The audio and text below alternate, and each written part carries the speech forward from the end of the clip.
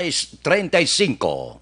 This time check is brought to you by ACS Manufacturing Corporation, ISO certified, world-class quality. This time check is brought to you by Ibuprofen and Paracetamol Alaxan FR. Panalo sa bilis, panalo sa laban, Alaxan FR. Dunkin' Donuts, pasalubong ng bayan.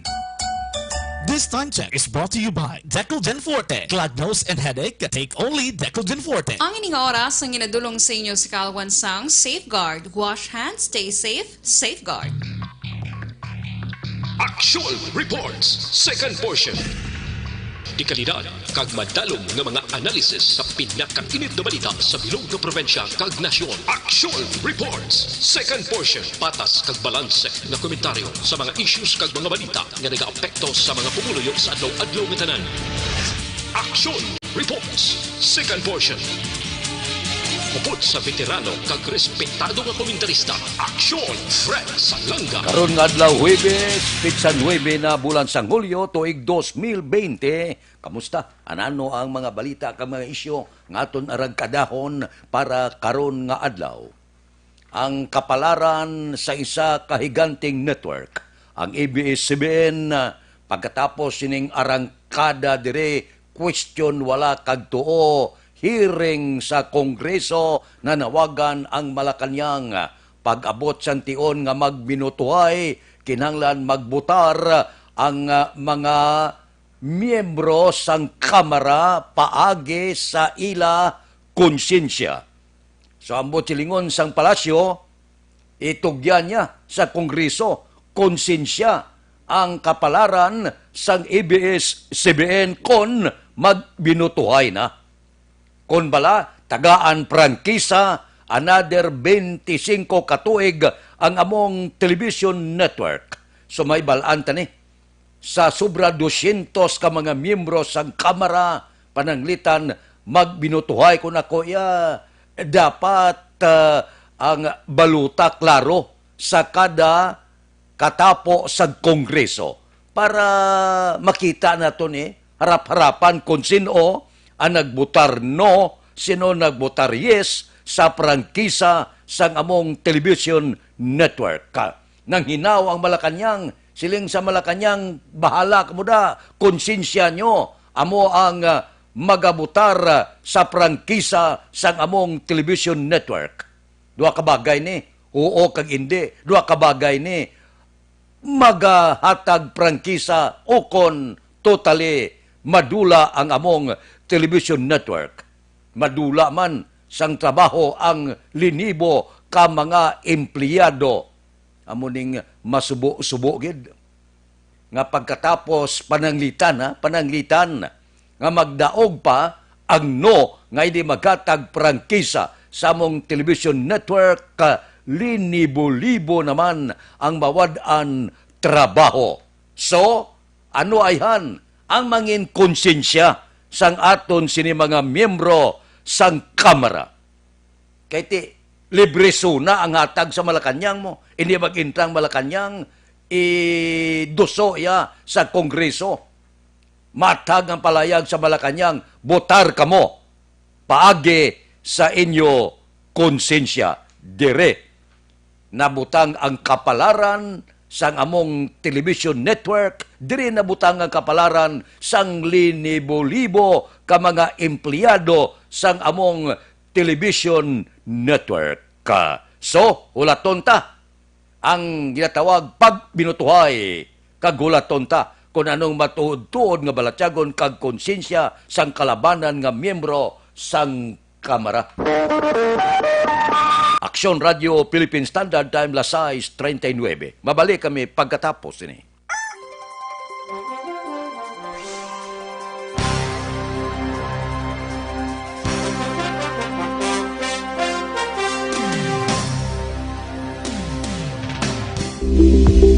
Ito ka mga importante nga mapamagi agud mapungga ng paglaptas ang coronavirus disease 2019 o kung COVID-19 sunod sa World Health Organization o kung WHO. Una, ugaliyo na masami nga pagpanghugas ang kamot agud mapasigurong katinlo sa kaugalingon. Ikadua, likawan man ang masami nga pag-uyat sa ilong kamot kag baba. Ikatatlo, tapunan sang tisyo kon kamot ang baba kon ginaubo. Ikaapat, likawan ang pagpadulong sa mga lugar nga masami ginatipunan sang publiko. Ikalima, magtiner sa puluyan kung hindi mayong kondisyon sang lawas ilabi na kung nagabatyag sang hilanat kag ubo. Ikaanom, kung naga-eksperyensya sa hilanat ubo o kung kabudlayan sa pagginawa. Kilayon nga magpakonsulta o kung magpangayo sang panugyan gikan sa isa ka doktor. Ikapito, tinguaan nga mangin updated sa balita kag mga impormasyon angot sa COVID-19. Ining apahanumdom ang ginatulong sa inyo sa kalwan sang World Health Organization, Department of Health, kag Aksyon Radio Bacolod.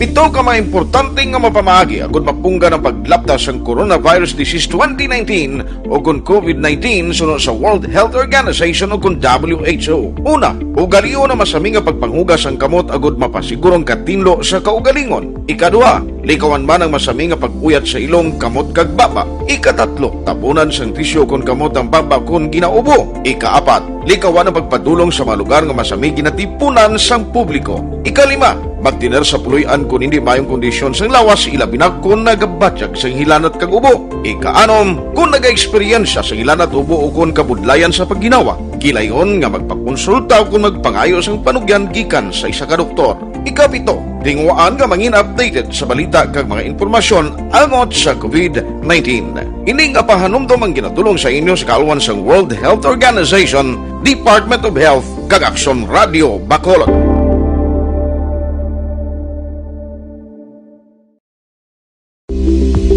Ito ka mga importante nga mapamagi agud mapungga ng paglaptas ang coronavirus disease 2019 o kung COVID-19 sunod sa World Health Organization o kung WHO. Una, ugaliyo na masami nga pagpanghugas ang kamot agud mapasigurong katinlo sa kaugalingon. Ikadua, likawan man ang masami nga pag-uyat sa ilong kamot kag baba. Ikatatlo, tapunan sang tisyo kon kamot ang baba kon ginaubo. Ikaapat, likawan ang pagpadulong sa mga lugar nga masami ginatipunan sang publiko. Ikalima, magtiner sa puluyan kung hindi mayong kondisyon sang lawas ilabi na kung nagabatyag sang hilanat kag ubo. Ikaanom, kung naga-eksperyensya sa hilanat ubo o kung kabudlayan sa pagginawa. Kilayon nga magpakonsulta o kung magpangayo sang panugyan gikan sa isa ka doktor. Ikapito, tinguaan nga mangin updated sa balita kag mga impormasyon angot sa COVID-19. Ining apahanumdom ang ginatulong sa inyo sa kalwan sang World Health Organization, Department of Health, kag Aksyon Radio Bacolod.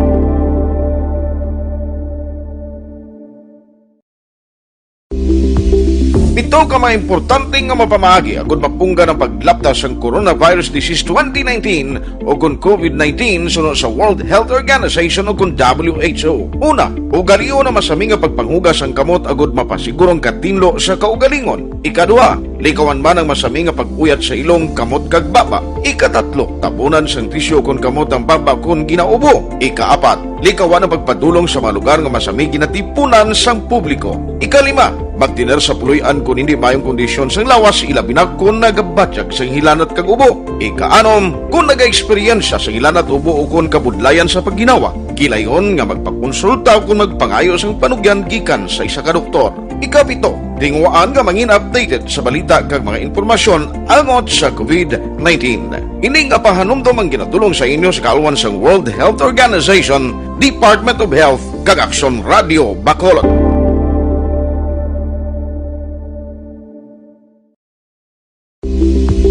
Ito ka mga importante nga mapamagi agud mapungga ng paglaptas ang coronavirus disease 2019. Aksyon Radio Philippine Standard Time, las 6:44 na, hindi magkalipat mga abyan para sa aton ikaayong lawas para magpabakod sa aton mga organ. DTX 500 ang aton kinahanglan. Ang DTX 500 may detoxifying compound ini nga nagatinlo sa inyo dugo kag atay. May mga aktibo siya nga panakot, phytochemical antioxidant.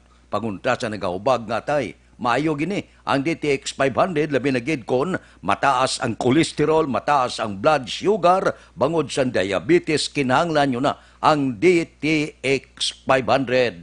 Adlaw-adlaw gamitan nyo ini para magpabakod sa aton lawas. Ang DTX 500 mabakal na pagi sa online kag pwede ma-deliver sa tagsa ninyo ka mga puluyan pagi sa www.kalusuganyan.ph o kon Kalusuganyan Facebook page.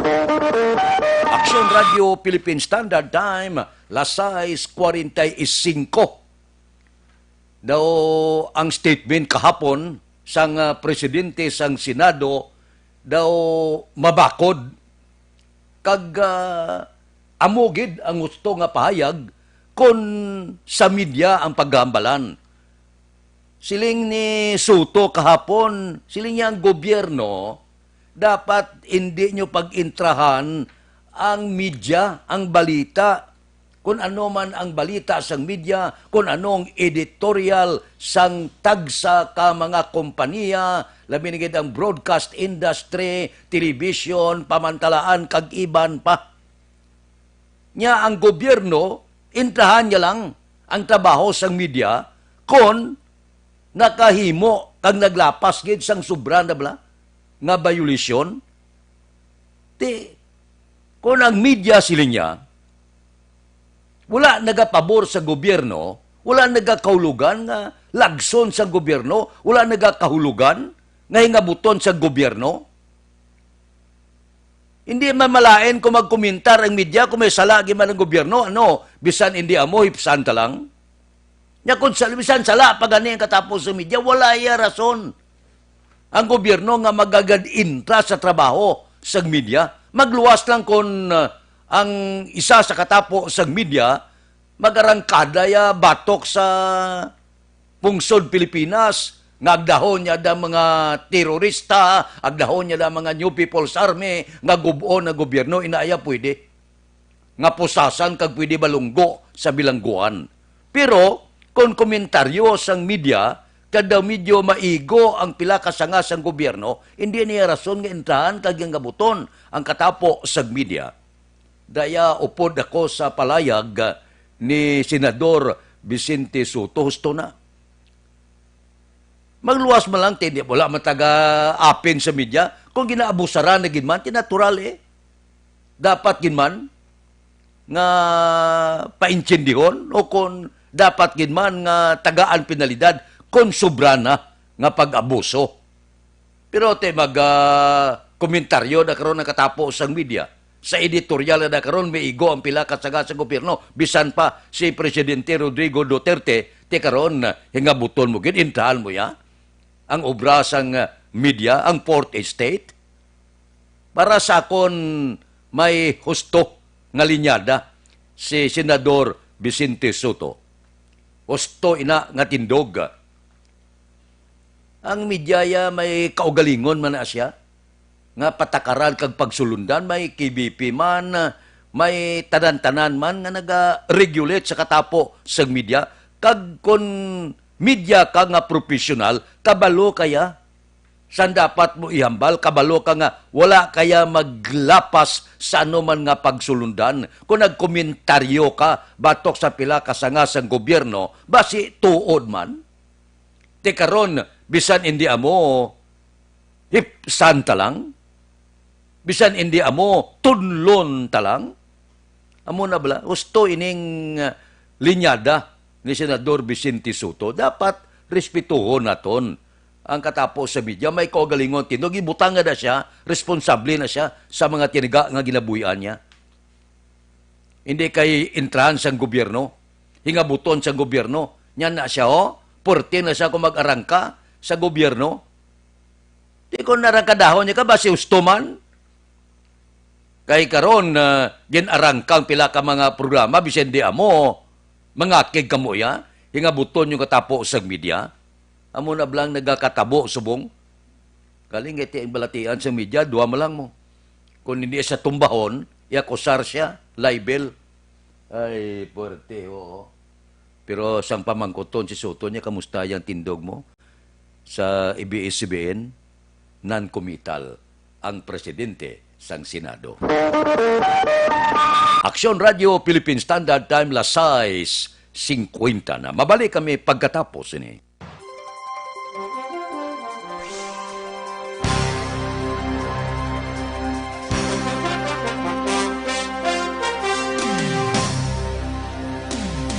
Sa dinami-dami ng usapin ngayon tungkol sa COVID-19, nangingibabaw ang tanong tungkol sa expanded testing. Ano nga ba ang expanded testing? Bago natin sagutin ito, mahalaga munang malaman natin kung ano ang confirmatory test para sa sakit na COVID-19.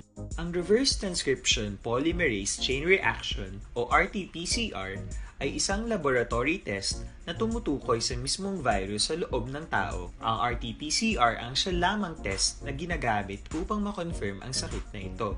Kaya nitong alamin kung may virus na sa katawan ng isang tao bago pa man lumabas ang sintomas. Kaya naman sa ating expanded testing, RT-PCR ang ginagamit natin ngayon. Hindi ito katulad ng rapid antibody-based tests o RATs na tumutukoy lamang ng antibodies sa katawan.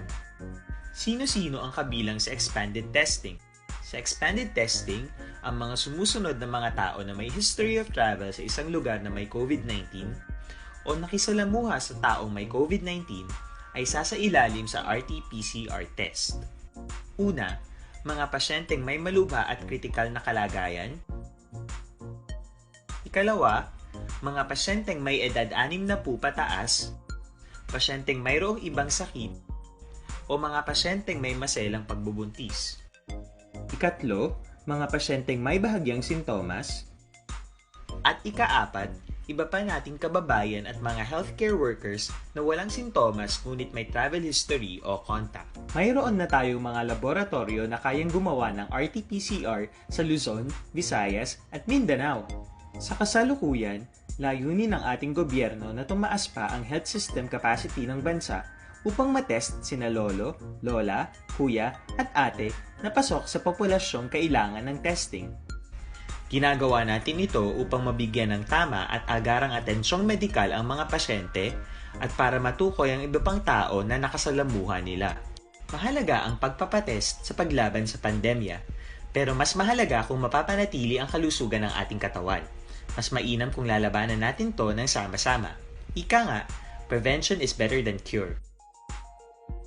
Pag-exercise, kumain ng tama, practice cough etiquette, sundin ang 1 meter rule sa physical distancing, maghugas ng kamay, at higit sa lahat, kung maaari ay magstay at home.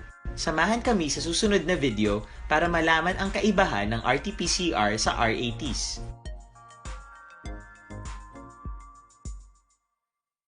Sa dinami-dami ng usapin ngayon tungkol sa COVID-19, nangingibabaw ang tanong tungkol sa expanded testing. Ano nga ba ang expanded testing? Bago natin sagutin ito, mahalaga munang malaman natin kung ano ang confirmatory test para sa sakit na COVID-19. Ang reverse transcription polymerase chain reaction o RT-PCR ay isang laboratory test na tumutukoy sa mismong virus sa loob ng tao. Ang RT-PCR ang siya lamang test na ginagamit upang makonfirm ang sakit na ito. Kaya nitong alamin kung may virus na sa katawan ng isang tao bago pa man lumabas ang sintomas. Kaya naman sa ating expanded testing, RT-PCR ang ginagamit natin ngayon. Hindi ito katulad ng rapid antibody-based tests o RATs na tumutukoy lamang ng antibodies sa katawan. Sino-sino ang kabilang sa expanded testing?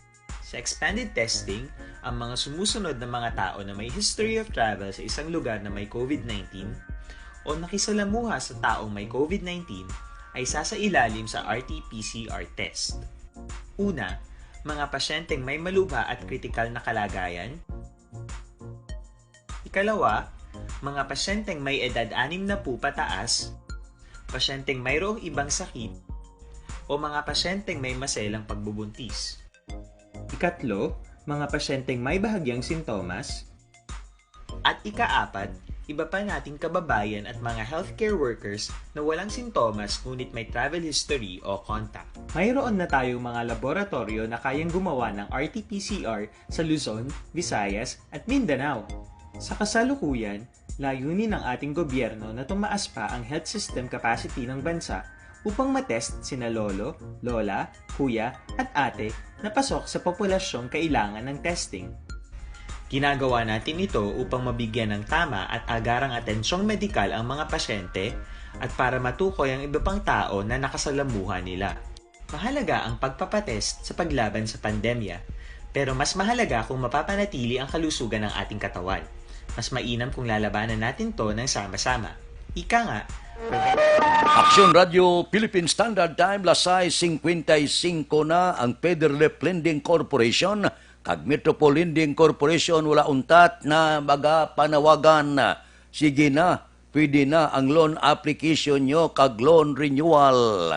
Subong man na panawagan kung gusto ka mag-loan nga purti kanubo sang saka para sa inyo chattel, ATM loan ninyo, business loan, salary kag bonus loan, real estate mortgage, car or truck financing, GSIS, SSS pension loan, agricultural loan, parehas ang crop loans, allotment loan, kag housing loan, para sa construction kag renovation.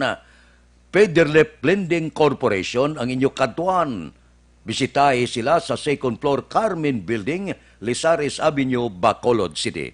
Kontak lang 0922-294-6862 or 0905-438-9450. I-email sila sa federlip17@yahoo.com.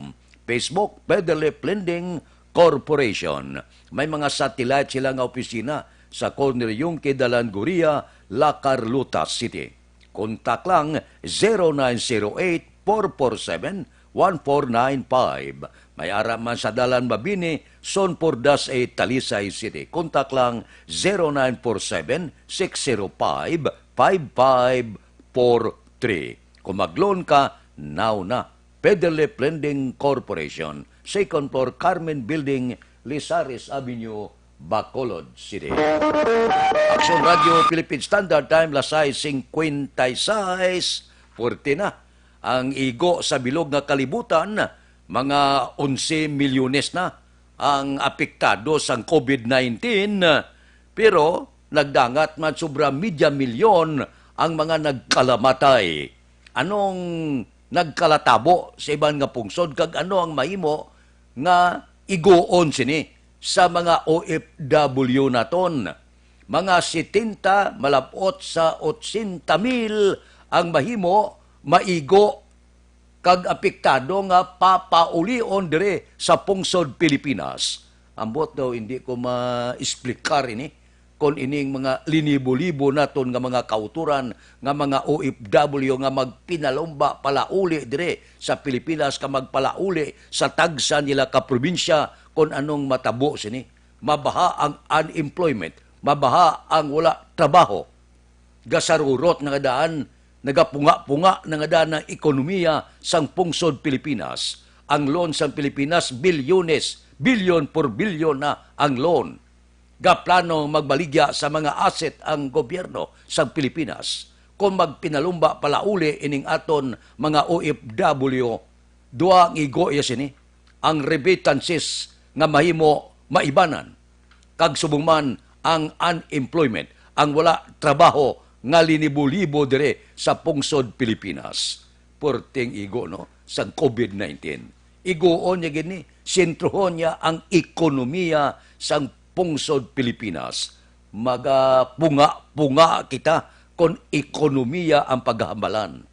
Kung saan o makatibawas, wala pa sang kasiguruhan. Kay tubtob niyan, wala pa sang baksin. Wala pa gid sang natukiban nga tambal sa COVID-19.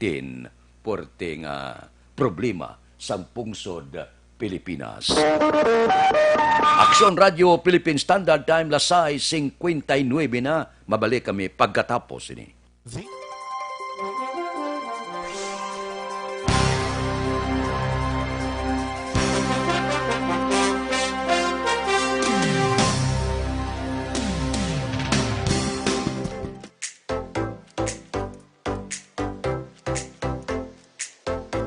Mga ka-aksyon, madamo sa naglaylay na pamaagi ang protektahan ang imong kaugalingon batok sa novel coronavirus 2018 o ng COVID-19.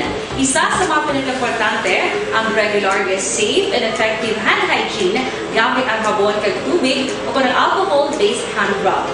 Yan ang proseso sa paghugas ng gamot na rekomendado sa World Health Organization.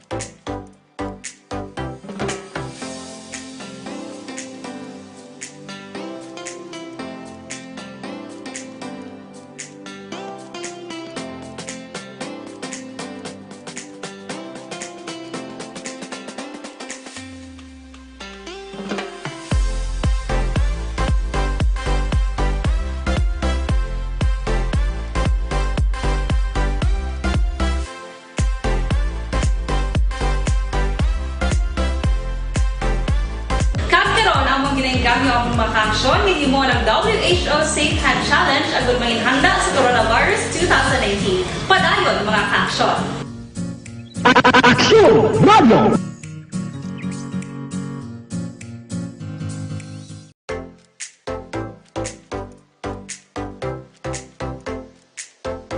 Mga kaaksyon, madamo sa naglaylay na pamaagi ang protektahan ang imong kaugalingon batok sa novel coronavirus 2019 o ng COVID-19. Isa sa mga pinaka-importante ang regular, safe and effective hand hygiene gamit ang habon kag tubig o ng alcohol-based hand rub. Yan ang proseso sa paghugas ng gamot na rekomendado sa World Health Organization.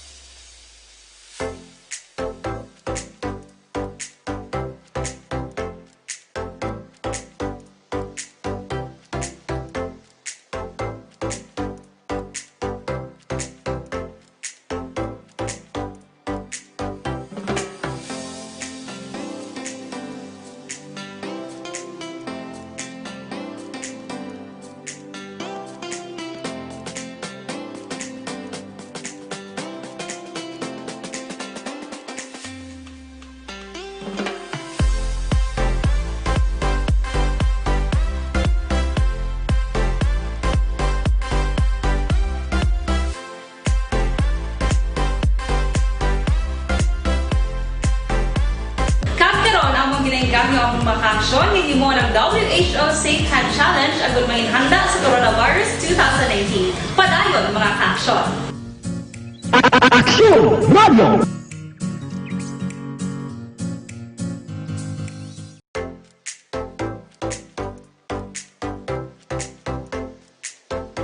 Mga kaaksyon, madamo sa naglaylay na pamaagi ang protektahan ang imong kaugalingon batok sa novel coronavirus 2019 o ng COVID-19. Isa sa mga pinaka-importante ang regular, safe and effective hand hygiene gamit ang habon kag tubig o ng alcohol-based hand rub. Yan ang proseso sa paghugas ng gamot na rekomendado sa World Health Organization.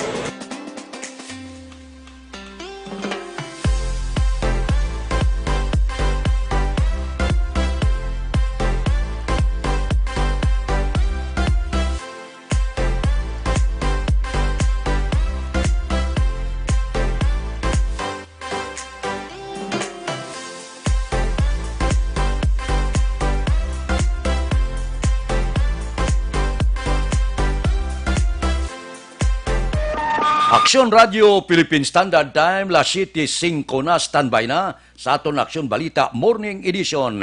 Liwat magad dulong sa aton sa mga balita lokal, national, international, sports, kag artista. Upod kita kay Aksyon Boy Duran, kag Aksyon Edien Aboso, Aksyon Fred Salanga, una sa balita, una sa aksyon, sa Bacolod, Aksyon Radio.